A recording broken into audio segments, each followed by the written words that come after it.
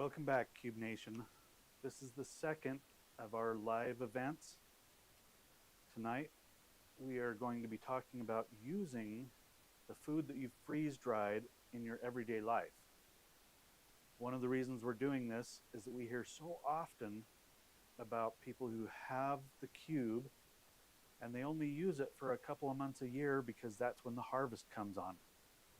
But tonight we're going to talk about how you can use it to make your own everyday meals and to freeze dry things because they were on sale.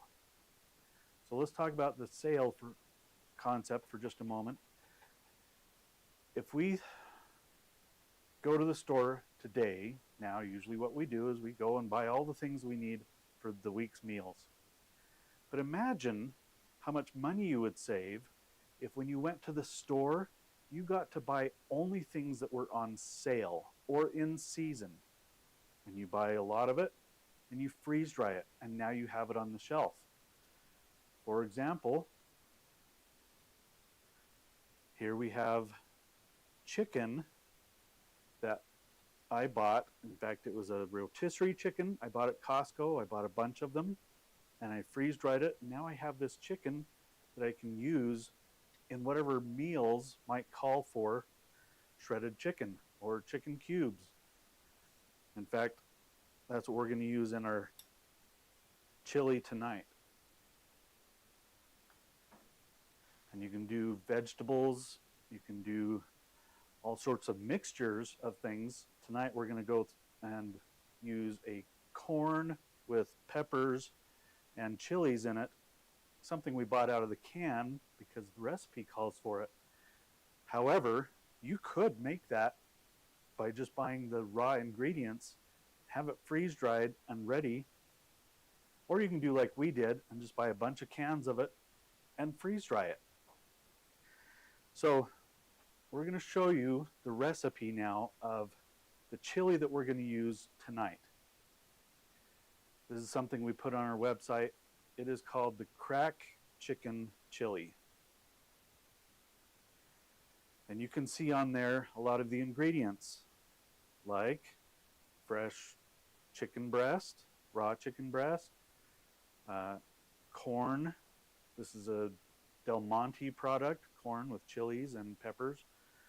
And then the Rotel diced tomatoes and black beans that we actually bought a can of and freeze dried in advance.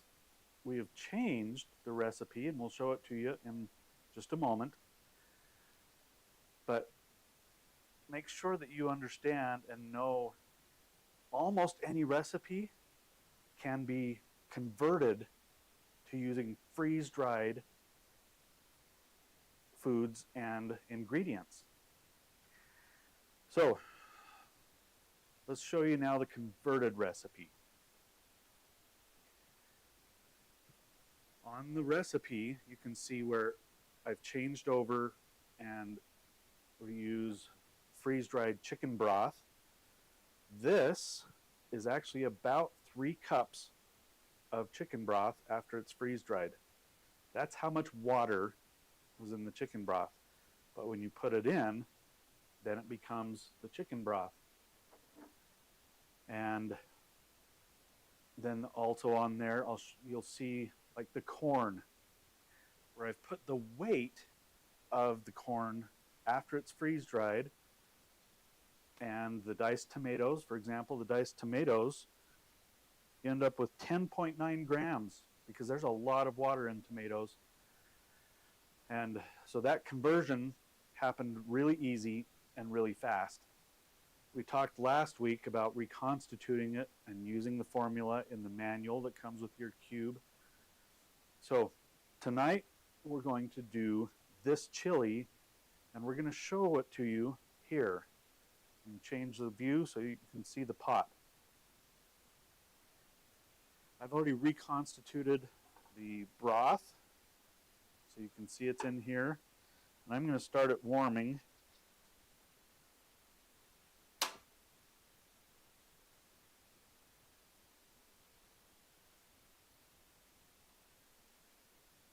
Trying to keep the heat fairly low as we go through this.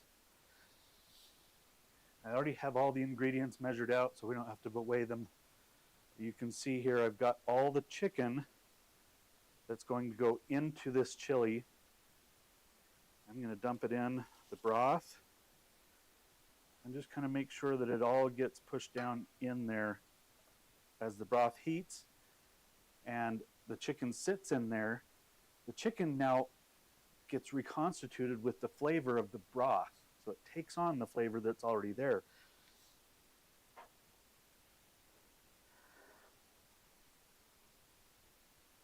And remember, as we're doing this, as I put things in, I'll put in the dry ingredients first, and then whatever water needs to be added for that, as it reconstitutes the corn, the tomatoes, the beans, the chicken, because they're all rehydrating together, they take on the flavor of all of those things as it happens.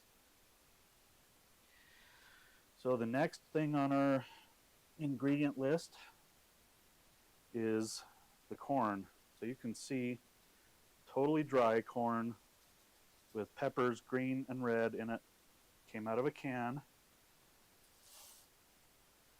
Dump it in there.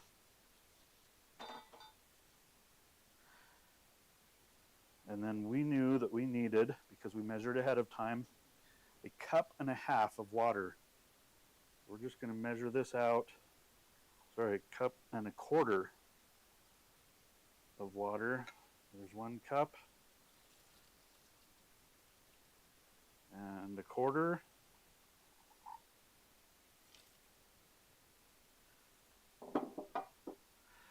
And the reason that I added the water that it needed now instead of all at once is so that everything kind of reconstitutes as it goes in rather than using up all the broth. Now we're adding water to it. Next step is the tomatoes. There's the tomatoes diced with I think it was jalapenos or chilies of some sort. We're going to dump that in, make sure we push all the ingredients down into the water.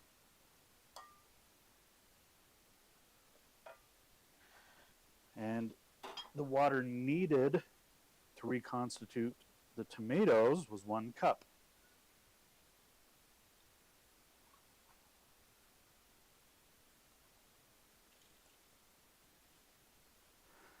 We add that cup of water. And if you were here, you would smell how good this already is. And as you stir it, the chicken already is rehydrated. It's already soft.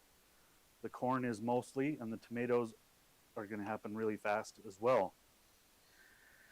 So now let's add some of the seasonings. The next step in there is ranch seasoning mix.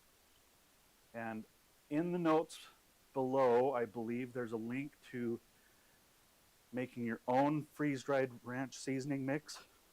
We didn't in this case, we just bought some. But we'll dump that in, stir it in a little bit. Next is the onion powder.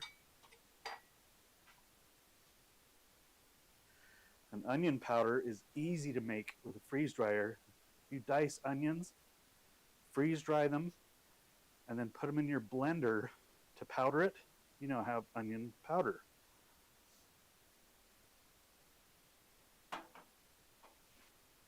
Next is the chili powder, which we just purchased. We didn't make our own. I'm going to stir in these seasonings.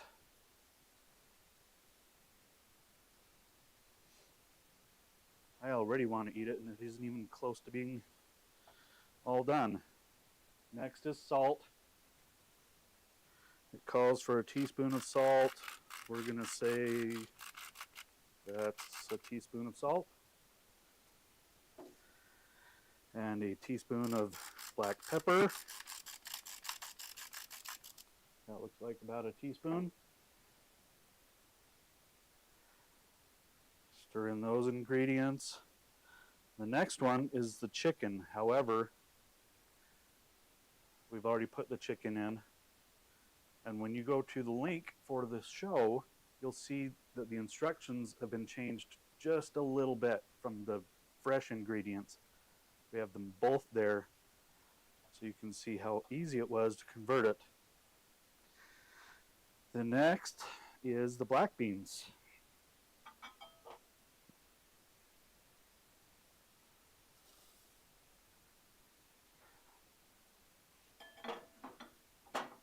We'll add the black beans, and then we need 1 cup of water for the beans.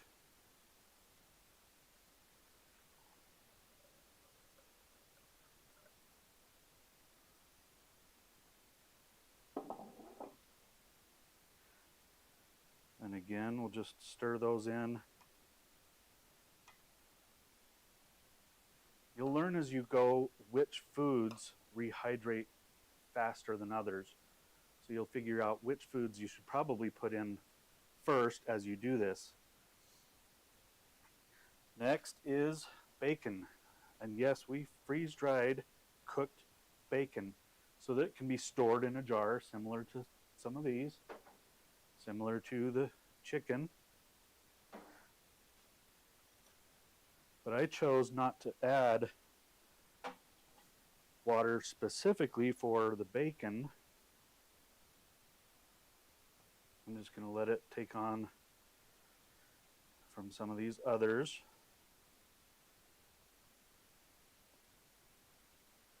All right, next is cream cheese. And yes, we freeze-dried and powdered cream cheese. And it happened so fast. And then to powder it, all we did is put it in a Ziploc bag and squeezed it. You could put it in your blender, but we found that we didn't need it.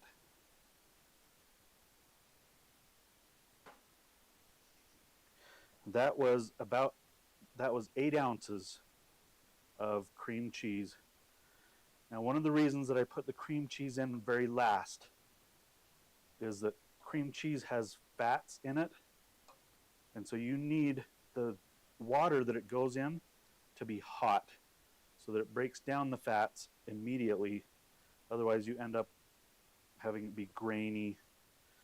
You can rehydrate cream cheese just with boiling water by itself. Let it sit or put it in the refrigerator, and it will be the same consistency and taste as it was before. So imagine having dairy products like cream cheese shelf stable so that you can put it on your shelf, take it in your camper, do all of these things. The next is shredded cheese. And yes, it was freeze-dried as well. So I'm going to put those 2 in. And then I need a 1/4 cup and an 1/8 cup to make up for the cheeses. I'm going to dump that in.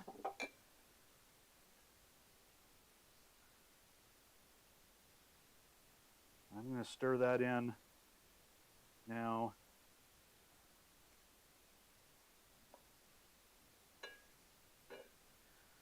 Make sure it's all mixed together. And the next step in this, the cilantro is a garnish, so we'll wait. We'll put the lid on and let it simmer for just a moment. So we can go back to our main screen now. Apparently we got some comments here.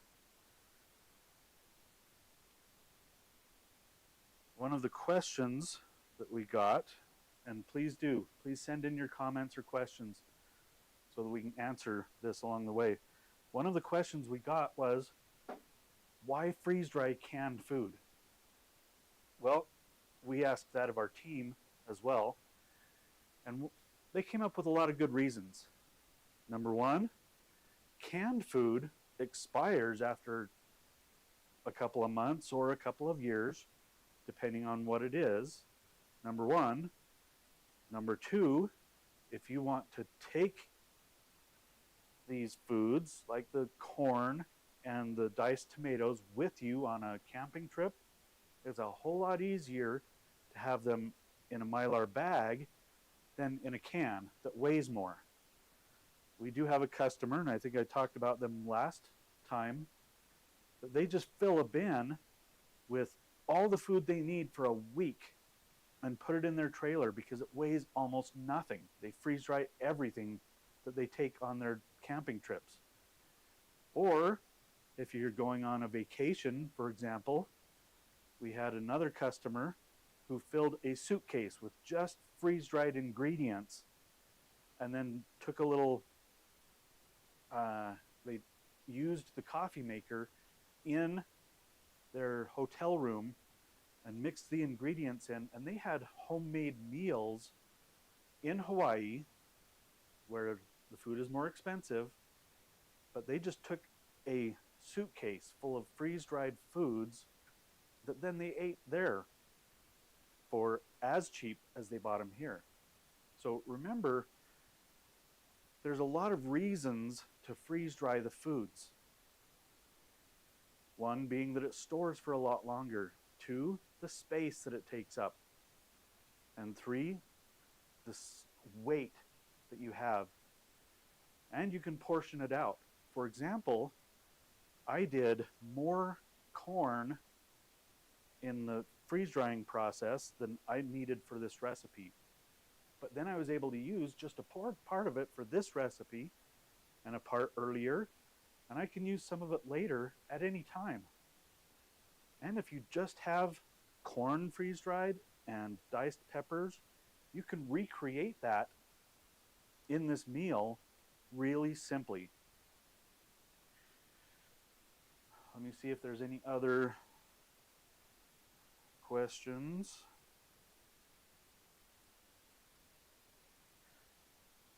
Okay, one of the questions that we also had was regarding cheese.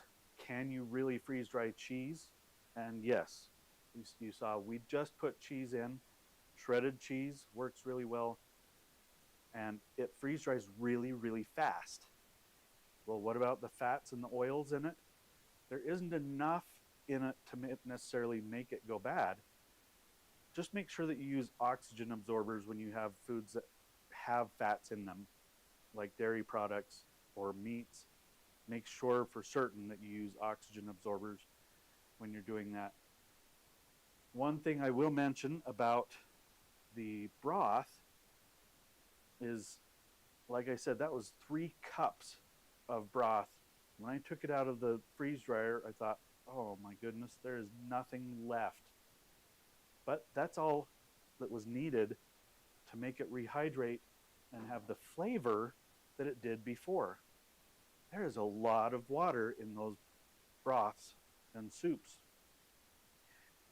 So now, rather than taking 3 cups of chicken broth, say in your suitcase somewhere or on your trailer or even on your shelf where it's going to go bad, for 25 years, you can store chicken broth just like this and use it as you need it.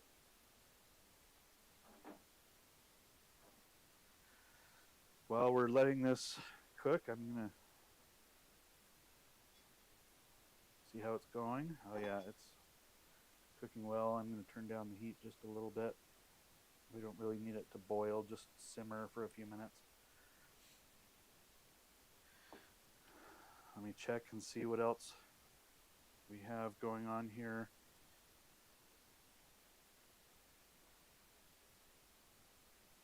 Okay, one more question that we have.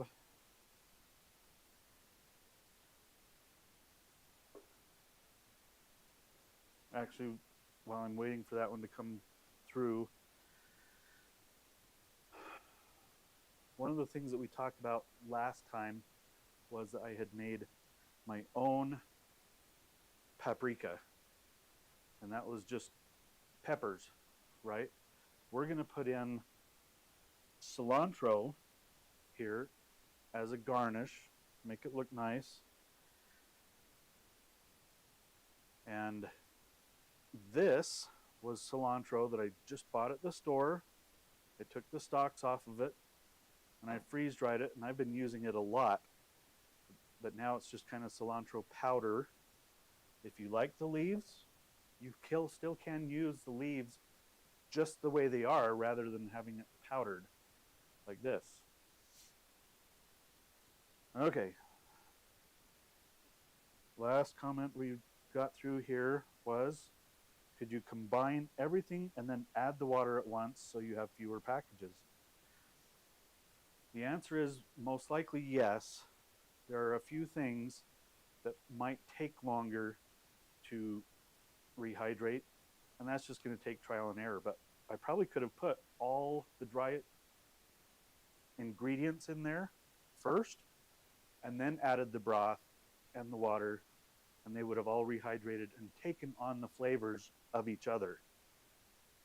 When I tried this recipe with my family, that's one of the things we learned, is that everything now had the same chili flavor.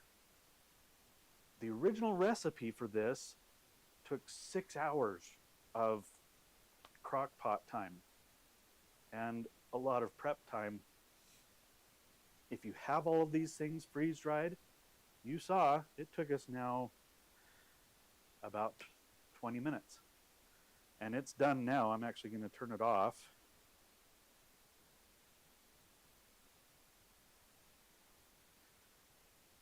And I'm going to see how it looks.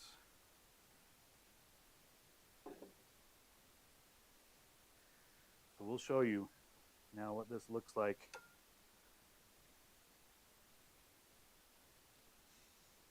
And it smells so, so good.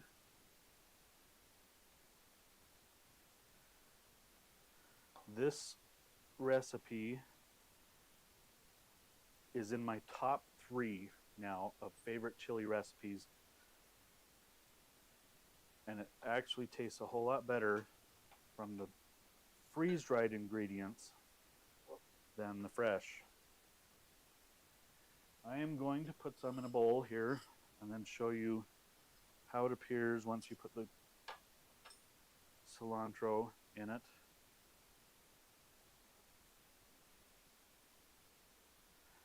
And if you like a thicker chili, obviously you could leave the lid off and let it boil and simmer for a little while, or you can reduce the amount of water just a little bit and it'll end up being just a little thicker.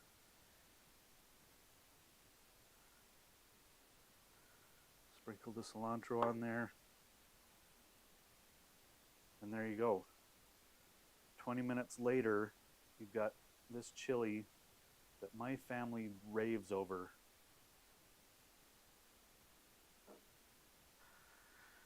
So, again, one of the reasons we're talking about this is that throughout the year, all the stores, they often have sales on foods when things are in season, or case lot sales. If any of you live near Kroger right now, it's my understanding most of the Krogers across the country are currently participating in case lot sales. Go buy it. Get the corn, get the black beans, get pinto beans, get the whatever it is they're on sale now for the case lot sales. Some of it you can leave fresh in the cans, right? But freeze dry the rest of it.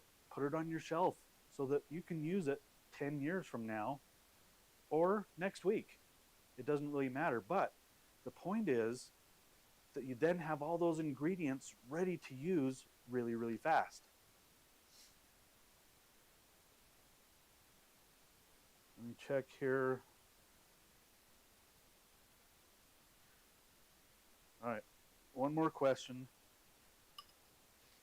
that came up, and then we're going to talk about Halloween treats. So the question was about some of the foods you can't freeze dry, because you can't just live on the things that go on case lot sale and then freeze them all. For example, Peanut butter is always one of the ingredients at case lot sale, and you unfortunately cannot freeze peanut butter. So some of those things you will still have to buy, but peanut butter again lasts for a long time in the jar. Honey, but it lasts a long time on your shelf. Syrup, uh, things that are really high in fats. We actually trimmed the bacon a little bit, so some of the fat came off of it before we freeze dried it. Spam, I know that's a popular thing among a lot of people out there, but don't freeze dry spam. Please don't freeze dry spam, or you're going to be calling us saying, my vacuum pump is just full of grease. And we're going to say, we're so sorry. So don't do it. Please don't freeze dry spam. But just about anything else you can freeze dry. Okay, now let's talk about Halloween treats. One of the people in our office decided they really wanted to make these. I'm going to show them to you here. Apparently, at Walmart, there's a great value marshmallow that is these eyeballs, and then around the edge are fruit roll-ups. So she put these together and then freeze dried them today. Imagine putting that on your table at your Halloween party, and everybody's going to go, where did you get those? And you're going to say, oh, it's just a special secret that I have. Something like that. But again, this is a use of the freeze dryer that doesn't have to happen only in the harvest season. There are things like this you can do for any holiday. So go to Walmart, find the marshmallows that are the Great Value brand, and make these fun treats.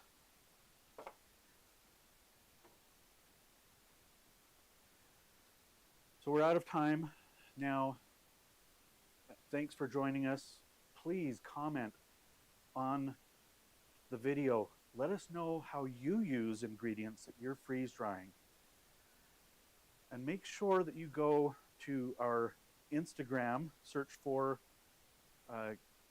Prep for Life Cube or Cube Nation, and on our Cube Nation Facebook group there, and talk about the things that you do to use your freeze dryer for your everyday meal use.